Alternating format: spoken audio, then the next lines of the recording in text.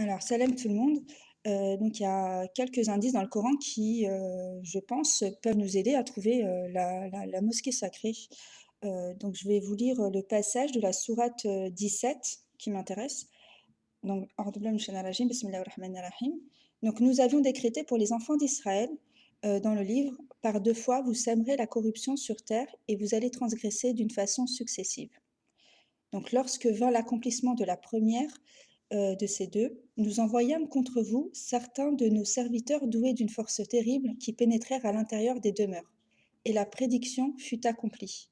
Ensuite, nous vous donnâmes la revanche sur eux, et nous vous renforçâmes en biens et en enfants, et nous vous fîmes plus nombreux. Si vous faites le bien, vous le faites à vous-même, et si vous faites le mal, vous le faites à vous. Puis quand vint la dernière, ce fut pour qu'ils affligent vos visages et entrent dans la mosquée comme ils y étaient entrés la première fois, et pour qu'ils détruisent complètement ce dont ils se sont emparés. Il se peut que votre Seigneur vous fasse miséricorde, mais si vous récidivez, nous récidiverons, etc. Alors tout d'abord, pour la deuxième prédiction, elle est racontée au passé, mais je ne suis pas sûre qu'elle soit passée au moment où la révélation est faite, parce que le Coran, il nous dit pas que la prédiction fut accomplie, comme il l'a fait pour la première. Et le fait aussi qu'au début, ça commence comme une mise en garde. Si vous faites le bien, c'est pour vous, etc.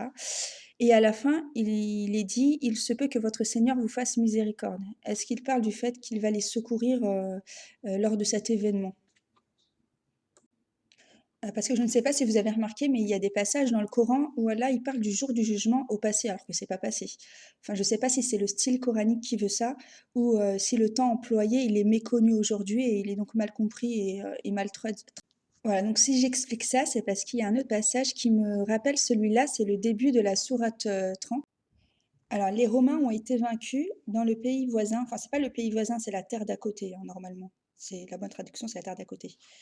Et après leur défaite, ils seront les vainqueurs dans quelques années.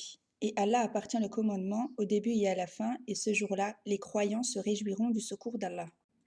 Donc ce passage, il semble raconter la même histoire, mais du point de vue des serviteurs doués d'une force terrible. Voilà, il y a une défaite des Romains et dans la terre d'à côté, qui pourrait être la revanche évoquée dans la sourate 17. Puis il prédit que les Romains seront vainqueurs dans quelques années. Enfin, ça a l'air d'être un événement assez violent parce que le Coran il nous dit que les croyants se réjouiront du secours d'Allah. Voilà, et ce qui me conforte dans l'idée que les croyants, enfin les croyants qui sont avec le prophète Mohammed sont concernés par tout ça, c'est que dans la sourate 48, verset 16, il est dit que les Bédouins qui sont restés en arrière, vous savez, durant la bataille de Badr, quand ils n'ont pas voulu combattre, ils avaient peur, et qui trouvaient un tas d'excuses, voilà. Il dit qu'ils seront bientôt appelés contre des gens d'une force redoutable. Ben, du coup, moi, ce que je me demande, c'est que la bataille de Badr serait une bataille des croyants contre les Romains qui ont été soutenus et aidés par une partie des enfants d'Israël.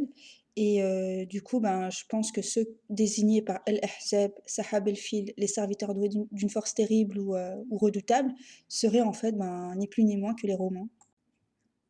Donc si ces deux passages sont bien liés, ça voudrait dire que la mosquée qui va être détruite par les Romains est bien notre mosquée sacrée, puisque les croyants s'y trouvent enfin, à ce moment-là. Donc il y a bien un temple qui a été détruit par les Romains, mais ce n'est pas la Mecque en Arabie Saoudite. D'ailleurs, je ne sais même pas si les Romains ont déjà mis les pieds là-bas. Mais il y en a un autre, c'est le temple de Jérusalem qui se trouve sur le mont du Temple, où il reste plus que le mur d'Occident, appelé aussi le mur des Lamentations. Mais le souci, c'est que, voilà, si le prophète Mohammed alayhi salam et les premiers croyants ont assisté à cet événement, ça voudrait dire que le Coran, il est bien plus vieux que ce qu'on croit. Parce que la destruction de ce temple, d'après les historiens, ça s'est fait au courant du deuxième siècle et pas au septième.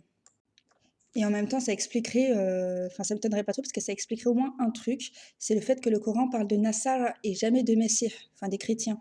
Parce que enfin Nasara, ça sonne plus nazaréen. C'est le nom qui a été donné jusqu'au 1er, 2e siècle en fait aux chrétiens.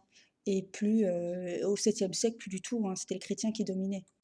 Et il y a un autre passage aussi qui me vient à l'esprit, c'est quand Allah nous dit à la sourate 6, verset 93, qu'il y a enfin, gare aux gens, aux personnes, enfin je ne sais plus comment il est dit ce verset, mais en gros, qu'il y a des personnes qui disent avoir reçu une révélation divine. Bah, ça me rappelle un peu Matthieu, Paul, Jean et les vingtaines d'autres personnes qui ont écrit des évangiles. Alors, dans la Sunna, le temple de Jérusalem est bien connu, et les imams, ils disent que c'était bon, la 1re, direction vers laquelle on priait, mais il y a eu un changement et ce changement, il a été évoqué dans le verset, 144, enfin même pas, c'est tout un passage, je crois le verset 142, 143, 144, 145, 146, enfin en tout cas la page, toute une page, hein. Sauf qu'il est clairement dit que le prophète orientait son visage vers le ciel en tous sens et non pas vers un temple et puis il lui demande de prier en direction de la maison sacrée. Donc ce n'est pas, d'un temple à une autre que le changement s'est effectué, mais c'est du ciel, vers la mosquée sacrée. Et c'est le seul verset, donc le 144, qui parle de s'orienter vers la mosquée sacrée. Et le mot guible qui est raconté, enfin qui est pris, qui est cité dans le verset 142, 144, 145, pour moi c'est sûr et certain, il n'a aucun lien avec la direction vers laquelle on se dirige pendant la prière, mais il parle plutôt de la voie religieuse empruntée par chacun. Si vous remplacez le mot, enfin la direction guible par comment dire? Par voie religieuse ou religion, vous verrez que ça prendra tout son sens. Voilà, donc en conclusion, la mosquée sacrée pour moi c'est sûr, c'est le temple de Jérusalem, il y a jamais eu de changement, effectué et pour ceux qui écoutent, je sais plus comment il s'appelle, le monsieur qui parle de Petra, moi je l'ai pas trop enfin je sais, il parle très bien, il a l'air super stylé et tout, enfin il y a rien à dire. Il a l'air très professionnel, mais par contre, faut faire attention quoi, faut pas se laisser avoir comme ça. C'est pas parce qu'il y a des mosquées qui tournaient vers un endroit que, c'est forcément la maison sacrée. Enfin, il se peut qu'ils ont voulu faire passer, Petra pour la Mecque et qu'ils ont changé d'avis à un moment donné. Donc, vraiment non, faut vraiment se baser toujours sur le Coran, toujours, toujours. Donc je vous dis, à bientôt, enfin je vais refaire une autre vidéo bientôt sur Jésus, et voilà. Bon merci, au revoir.